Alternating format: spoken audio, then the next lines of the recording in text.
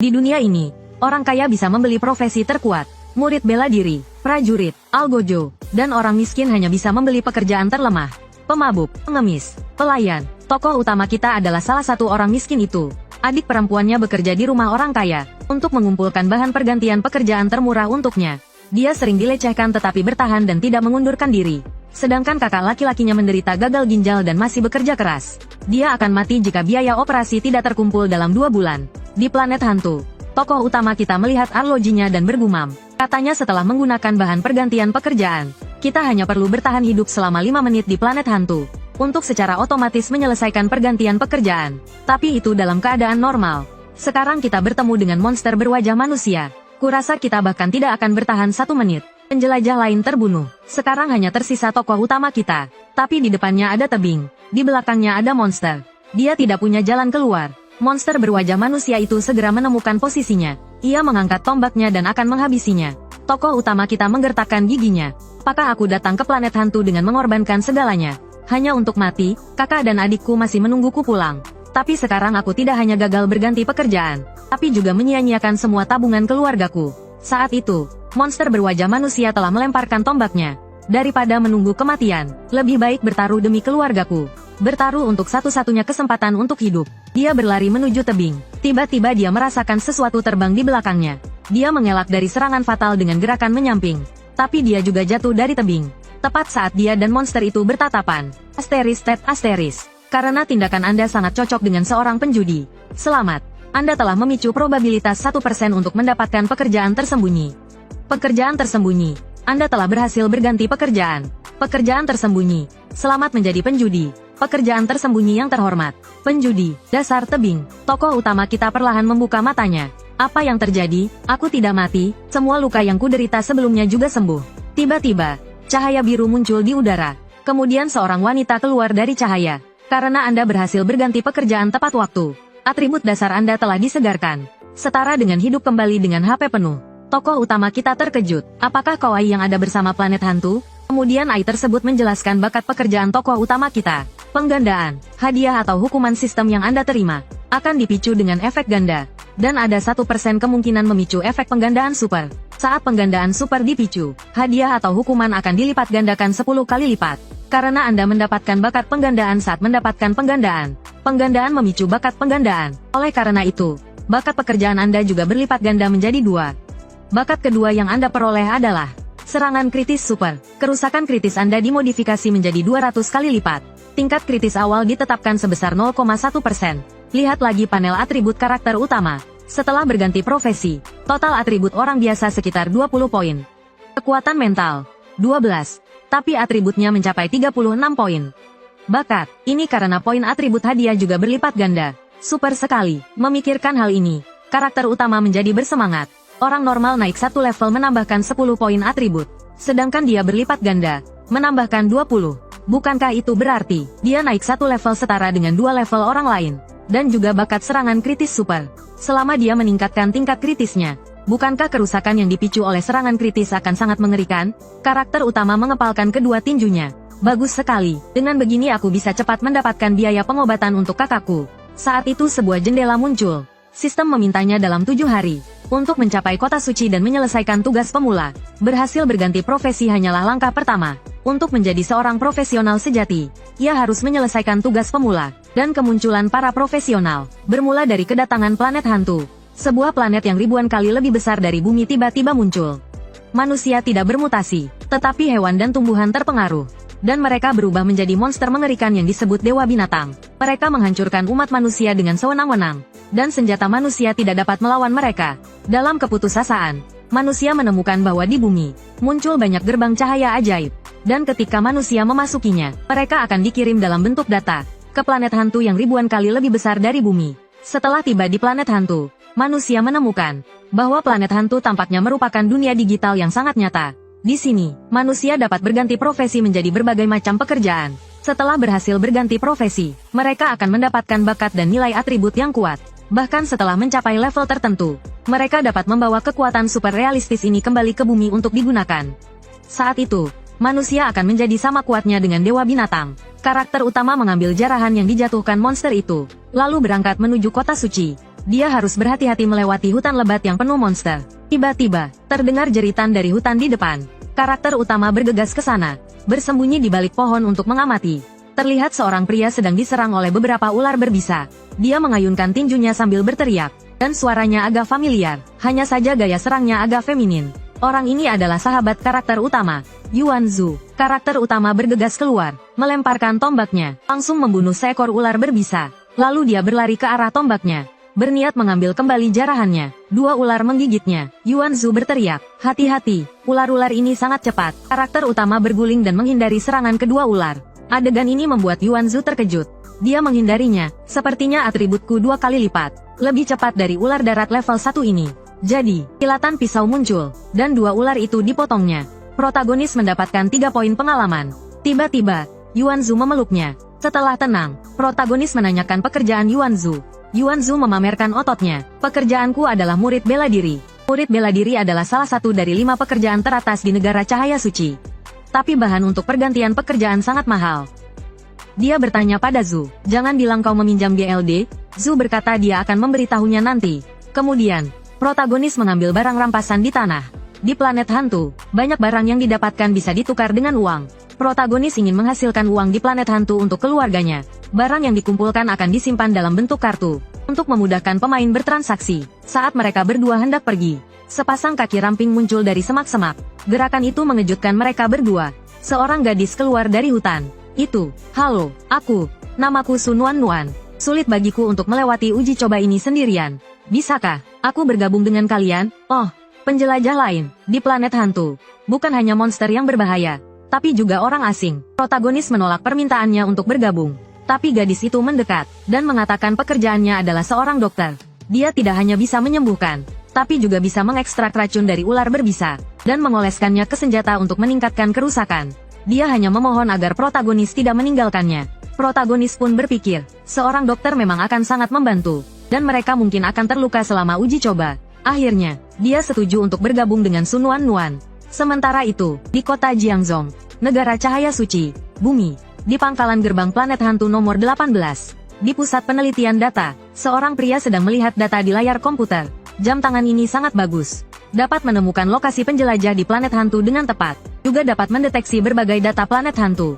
Dan semakin tinggi level jam tangan, semakin banyak fungsinya. Saat itu, seorang instruktur berseragam masuk. "Profesor Lee, bagaimana kondisi para pendatang baru?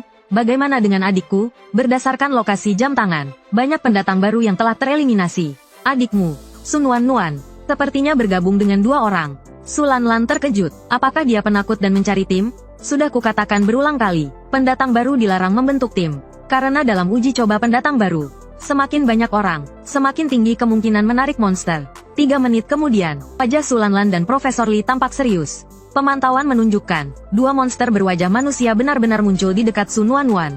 Su Lanlan sangat cemas. 1 monster berwajah manusia saja bisa membunuh pemula. Menghadapi 2, Nuan Nuan hampir tidak memiliki peluang untuk bertahan hidup. Kematian di planet hantu hanya setara dengan karakter kita yang mati dalam game. Tetapi pengalaman kematian yang sangat nyata itu akan berdampak serius pada jiwa seseorang. Yang parah bahkan bisa mengalami gangguan jiwa dan menjadi gila. Memikirkan hal ini, Su Lanlan hendak pergi ke pintu keluar untuk menjemput adiknya, agar bisa segera memberikan konseling psikologis padanya. Tapi baru saja pergi, dia dipanggil kembali oleh Profesor Lee.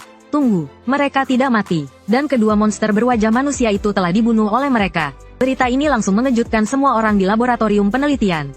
Kembali ke 3 menit sebelumnya, kedua monster berwajah manusia itu menyerang setelah menemukan ketiga protagonis. Ketiganya berusaha melarikan diri, tetapi kecepatan keduanya terlalu lambat. Saat mereka hampir diserang monster, protagonis pria berhenti mendadak. "Kalian pergi dulu, aku akan menahan mereka." Zuzi menatap protagonis pria dengan mata berkaca-kaca. Protagonis pria menggenggam tombaknya dan berteriak, "Pergi, aku akan tetap di sini. Kalau tidak, kita bertiga akan mati." Setelah mengatakan itu, dia melompat tinggi, dan menusuk dada monster berwajah manusia dengan tombaknya. Monster berwajah manusia itu langsung berteriak kesakitan. Protagonis pria merasa senang. Tapi detik berikutnya, sebuah tangan raksasa menghantamnya. Dia langsung terlempar dan menabrak batu. Monster berwajah manusia itu masih bisa melawan.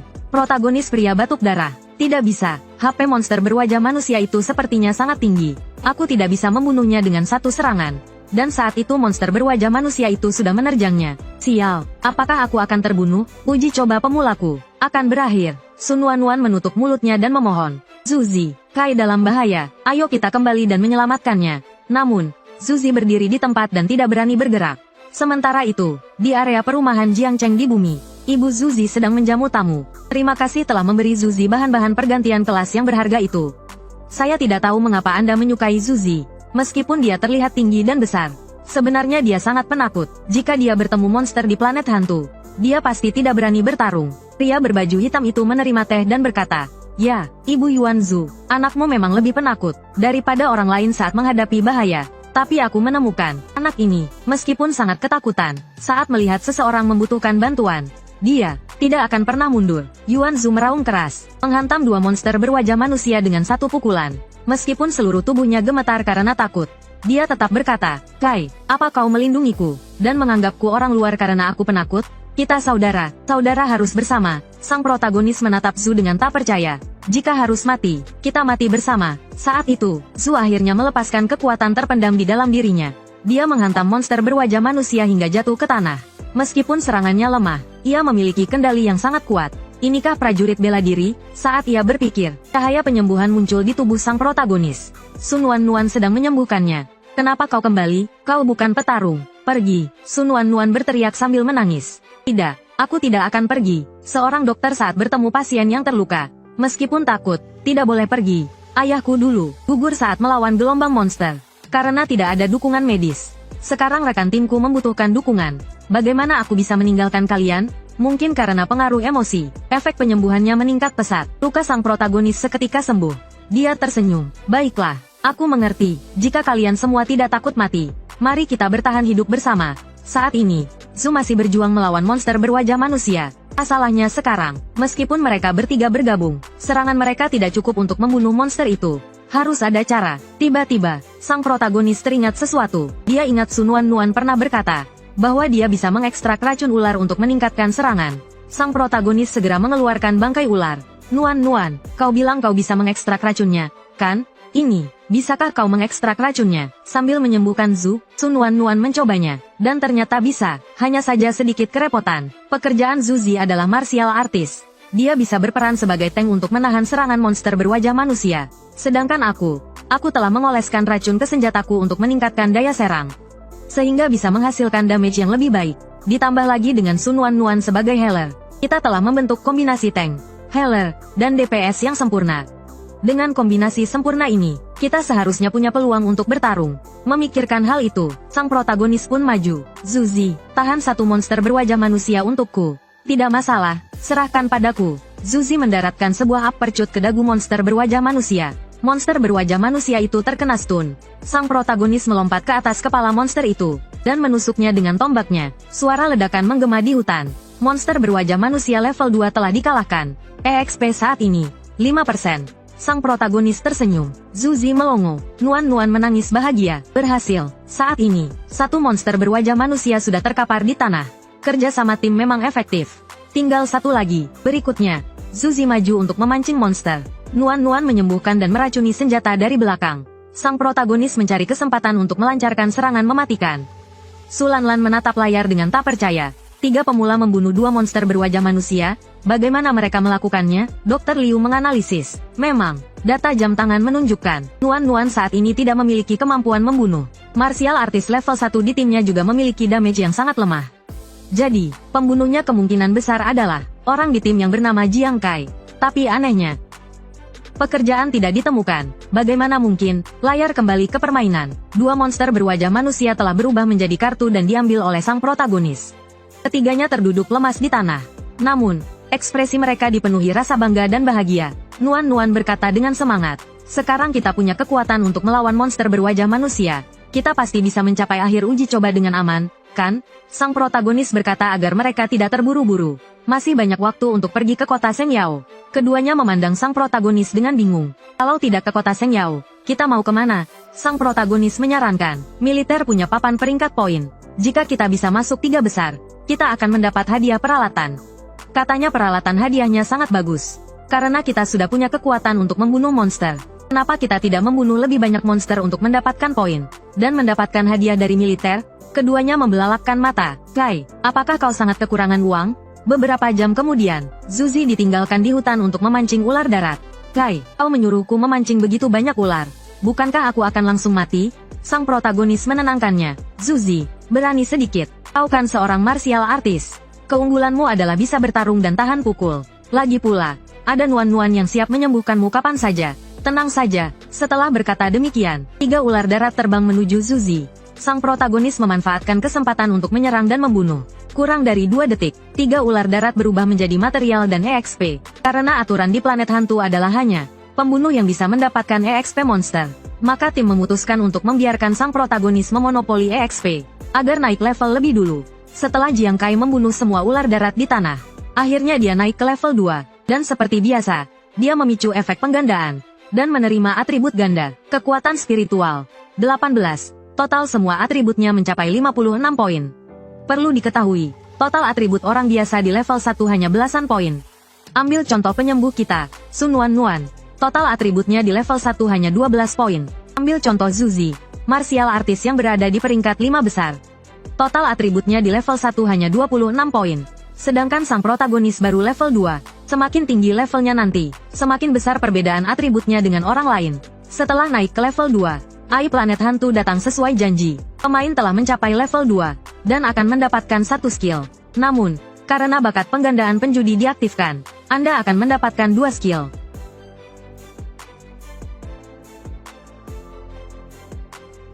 Konsumsi kekuatan spiritual meningkat 100%. Skill 2. Fokus mata hantu. Jangkauan penglihatan dan kemampuan pelacakan pandangan meningkat 50%.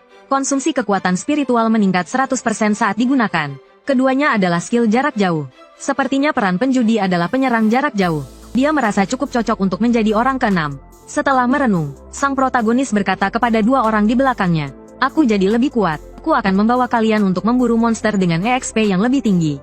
Cepat peluk pahaku erat-erat. Nuan-nuan sudah menjadi penggemar berat sang protagonis. Terima kasih, Kak. Zuzi menunjukkan ekspresi jijik. Cih, anak ini pamer lagi. 2 hari kemudian, di laboratorium data, Profesor Li berkata dengan kagum. Instruktur Su, tak disangka setelah 2 hari, adikmu masih hidup. Su Lanlan tersenyum. Pemula bisa bertahan hidup dalam tim. Sepertinya Jiang Kai itu memang punya kemampuan. Pada saat itu, seorang staf bergegas masuk dengan panik. Perhatian bagi yang bertugas di zona pemula. Uji coba pemula akan segera dalam bahaya. Waspada. Semua orang terkejut. Saat itu, seorang pria tua berjalan keluar. Dia adalah komandan tertinggi distrik Jiangcheng. Wei Ying berkata, atasan mendeteksi adanya penyusup dari negara L yang menyerang area pemula negara Hua. Dan parahnya, ini adalah invasi besar-besaran yang jarang terjadi. Semua, bersiaplah. Su Lanlan langsung tegang. Tuan Wei, apa yang Anda katakan itu benar? Kalau tidak benar, aku tidak akan ke sini.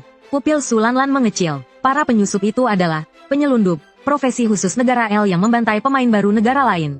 Dan menghambat perkembangan negara lain. Karena uji coba pemula di planet hantu, pemain pro tidak bisa membantu pemain baru. Hanya pemain baru itu sendiri yang bisa melewatinya. Tapi profesi, penyelundup, negara L berbeda. Mereka dapat menyusup ke area pemula negara lain. Dengan memanfaatkan karakteristik profesi mereka. Dan negara lain tidak bisa melawannya. Para penyelundup, ini sangat kejam. Mereka secara khusus membantai pemain baru negara lain. Memberikan pengalaman kematian yang mengerikan. Tujuannya adalah membuat pemain baru yang disiksa takut masuk ke planet hantu. Sehingga secara drastis mengurangi jumlah pemain baru negara lain. Memikirkan hal ini, wajah Su Lanlan menjadi sangat pucat. Adiknya sangat sensitif. Jika bertemu dengan para bajingan itu, tak terbayangkan. Namun, mereka tidak tahu. Di antara para pemain baru negara Hua kali ini, ada seorang theater yang gila. Siapa yang akan dibantai? Belum tentu. Saat ini, ketiga orang yang tidak tahu apa-apa itu, masih berburu di hutan. Protagonis tiba-tiba melihat ke suatu arah. Matanya memancarkan cahaya hijau. Lalu dia mengangkat tusuk sate besi di tangannya, dan melemparkannya ke arah itu. Rekan satu timnya tidak mengerti apa yang dilakukan protagonis. Setelah terdengar suara, protagonis segera bergegas ke arah itu. Ternyata 5 juta kilometer jauhnya, seekor babi hutan liar terbunuh oleh tusuk sate besi protagonis. Penjelajah Jiang Kai membunuh satu babi hutan berduri level 2. EXP saat ini, 199/200. Hanya sedikit lagi untuk naik ke level 3. Rekan satu timnya terkejut. Bisa membunuh babi dari jarak sejauh itu? Serius? Protagonis mencabut tusuk sate besi dari tubuh babi hutan. Apakah Anda ingin mengumpulkan material? Muncul di jendela notifikasi. Dia mengklik ya, lalu dia menjelaskan kepada rekan satu timnya. Aku bisa memenggal kepala babi dari jarak jauh. Karena 2 skill profesi baruku. Pertama, Aku mengaktifkan mata hantu fokus, meningkatkan jangkauan pandang dan kemampuan pelacakanku untuk mengunci posisi babi hutan. Lalu aku menggunakan tangan hantu lempar kartu. Saat melempar benda, ada efek tembus 20%. Setelah mengumpulkan material dari babi hutan, sang protagonis bersiap untuk berburu monster lain bersama dua rekan timnya. Saat melewati sungai, terdengar suara aneh dari dalam sungai. Tiba-tiba, beberapa semburan air muncul. Lalu, beberapa sosok muncul di tepi sungai. Sang protagonis terkejut. Dari sungai, kami imigran gelap. Wajar kan muncul dari sungai? Setelah berkata demikian, mereka mendekati sang protagonis. Tak lama kemudian, mereka bertiga telah dikepung. Saat itu juga, orang terakhir muncul dari air. Sang protagonis melihatnya. Orang itu tersenyum licik. Sekilas terlihat bahwa dia adalah bos penjahat. Gagak memang jago berakting, dan dia tertipu. Dia berkata, misi dari atasan kali ini hanya satu, yaitu membantai semua pemain baru dari negara naga. Sang penyembuh berseru kaget. Hai, aku tahu siapa mereka. Mereka sepertinya imigran gelap yang khusus membantai pemain baru. Keduanya langsung terkejut. Apa? Sang penyembuh telah menggunakan jam tangannya untuk mendeteksi level para imigran gelap. Level terendah mereka adalah level 3 ke atas. Bahkan ada yang level 5. Sang protagonis menggertakkan giginya. Banyak orang sudah cukup buruk. Tapi ada juga yang level 5. Mereka tak tahu malu. Atributku paling banter hanya bisa melawan penjelajah level 4. Untuk melawan level 5. Kecuali aku bisa kabur. Zuzi, Nuan, kalian berdua satu tim. Kita pisah dan lari untuk sementara. Setelah berkata demikian, Zuzi dan Nuan segera melarikan diri ke arah lain. Saat itu, Gagak tertawa puas. Aduh, tak disangka orang negara naga sepenakut ini. Saat bahaya datang, mereka bubar jalan. Kalian berdua, bunuh yang lari sendirian itu. Yang dua ini, kita siksa perlahan. Sang protagonis berlari kencang di hutan. Dua imigran gelap mengejarnya dari belakang. Aduh. Anak ini larinya lumayan cepat juga. Tunggu sampai aku menangkapnya. Akan kuberi dia ucapan selamat malam. Namun, sedetik kemudian, sang protagonis menghilang. Kedua imigran gelap itu segera berhenti. Bagus. Bermain seperti ini. Ya, jangan sampai aku menemukanmu. Begitu dia selesai bicara, sebatang tusuk sate besi melesat ke arahnya. Si percaya diri bersiap menangkis dengan pisaunya. Haha, serangan pemain baru, bisa kutangkis dengan mudah. Suara pisau patah, ledakan, kerak, pohon tumbang. Bagaimana mungkin? Apa karena dia terlalu percaya diri? Hah, mati dalam satu serangan. Jadi ini penyusupnya, sepertinya, tidak terlalu kuat juga. Celang, 3 tombak babi hutan pendek. Penyusup itu buru-buru membuka jam tangannya untuk memeriksa informasi protagonis. Tidak tahu kalau tidak dilihat. Kau bukan pemula, kan? Atribut total level 3-ku hanya 45 poin. Kenapa kau punya 60 poin? Apa ini masuk akal? Swos. 3 tombak terbang. Maaf, aku curang. Tidak pernah masuk akal. Jatuh tersungkur. Sepertinya strategi pecah belahku cukup efektif. Sekarang aku sedikit lagi mencapai level 3. Berdasarkan aturan Ghost Star, jika aku membunuh penjelajah, aku bisa. Anda berhasil membunuh penjelajah, dapat mengambil jam tangan yang terbunuh, dan dapat memilih apakah akan menjarah pengalaman yang terbunuh sebelum mayatnya menghilang. Saat ini Anda telah membunuh 2 orang. 100 pengalaman dapat dijarah dari masing-masing orang. Berapa banyak yang Anda jarah? Lawan akan kehilangan 2 kali lipat pengalaman. Protagonis bersemangat. Tidak disangka pengalaman membunuh penjelajah jauh lebih banyak daripada monster liar. Jarah 100 pengalaman dari masing-masing mereka. Baik, Anda telah menerima 200 pengalaman. Selamat, Anda telah naik ke level 3. Tunggu saja, kakak Gagak, naik level. Setelah menyerap pengalaman dari 2 penyusup, Jiang Kai akhirnya mencapai level 3. Kelincahan, 24 kerusakan kritis, 20.000%. Atribut total penyusup level 5 mungkin hanya sekitar 60 poin. Sekarang dia akhirnya memiliki kekuatan untuk kembali dan menyelamatkan rekan satu timnya. Sementara itu, Zuzi dan Nuan telah dipukuli habis-habisan. Nuan masih berusaha keras untuk menyembuhkan Zuzi. Para penyusup yang menonton tidak hanya tidak menghentikan, tetapi juga mendesak mereka untuk cepat sembuh. Setelah sembuh, mereka akan disiksa lagi. Dengan air mata berlinang, Nuan bertanya pada Zuzi, akankah Jiang Kai kembali? Zuzi menatap dengan tegas. Dia pasti akan kembali, meskipun Kai biasanya selalu melarikan diri saat mengejar perempuan. Tetapi jika teman atau keluarga dalam bahaya, tidak peduli seberapa putus asanya situasinya, dia pasti akan muncul. Setelah kata-kata itu diucapkan, Jiang Kai menembakkan senjata tersembunyinya. Penyusup yang hendak menyiksa Zuzi dan Nuan kepalanya tertusuk. Nuan langsung mengenali senjata tersembunyi Jiang Kai. Zuzi berkata dengan semangat.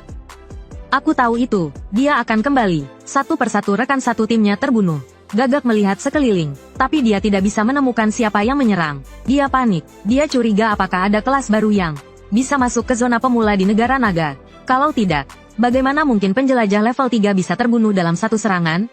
Memikirkan hal itu, dia langsung kabur. Para penyusup mengandalkan level mereka untuk menindas para pemula. Tapi dalam pertarungan level yang sama, mereka pasti bukan tandingan kelas lain.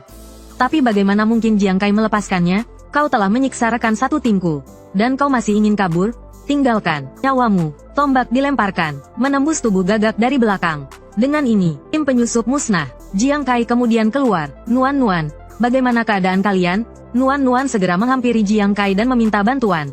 Jiang Kai, tolong lihat Suzy. Dia melindungiku, dan terluka parah. Aku tidak bisa menyembuhkannya. Suzy menatap Jiang Kai dan berkata, Kai, aku tahu kau akan kembali. Tapi kali ini, aku mungkin tidak bisa ikut dengan kalian. Saat Suzy mengucapkan kata-kata terakhirnya, dan mengira dia akan mati, Jiang Kai mengambil salah satu penyusup, dan membantingnya ke arahnya. Ternyata Jiang Kai sengaja menyisakan 6 penyusup, agar mereka berdua bisa menghabisi dan mendapatkan EXP untuk naik level. Naik level akan memulihkan HP sepenuhnya. Mereka berdua akhirnya mengerti, di planet hantu, membunuh penjelajah bisa memberi EXP untuk naik level. Jiang Kai tersenyum. Mereka menyiksa kalian tadi, kan? Sekarang kalian bisa membalas dendam pada para penyusup ini. Mereka berdua langsung bersemangat. Para penyusup gemetar ketakutan. Mereka merasa ketiganya lebih mirip penyusup daripada mereka sendiri. Saat ini, di Departemen Penyusup Negara L, semua orang yang baru saja keluar dari game menjadi gila. Rasa sakit akibat kematian membuat mereka trauma. Para petinggi negara L juga terkejut. Tidak mengerti mengapa penyusup mereka diperlakukan seperti ini. Mereka sempat curiga negara naga telah mengembangkan kelas untuk melawan penyusup. Sementara itu, di Pusat Penelitian Data Negara Naga, Dr. Liu menerima data dari jam tangan Nuan. Kakaknya, Sulanlan, segera menanyakan situasinya. Komandan dengan tenang minum teh.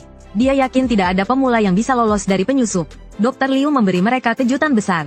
Nuan tidak hanya selamat, tapi juga naik level. Komandan dan Sulanlan terkejut. Bagaimana mungkin, bertemu penyelundup saja sudah untung kalau tidak mati. Malah naik level. Masa iya penyelundupnya bantu mereka bunuh monster? Dr. Liu menyangkal. Farming. Kalau Nuan naik satu level, aku masih bisa percaya dia farming monster. Tapi datanya menunjukkan Nuan naik 2 level sekaligus. Ini cuma ada satu kemungkinan, yaitu Nuan dan timnya membunuh sekelompok penyelundup. Gelas jatuh ke lantai. Komandan hampir berlari secepat kilat. Cepat, tunjukkan data tim Nuan. Seiring tampilan di layar, data Nuan dan Suzy muncul.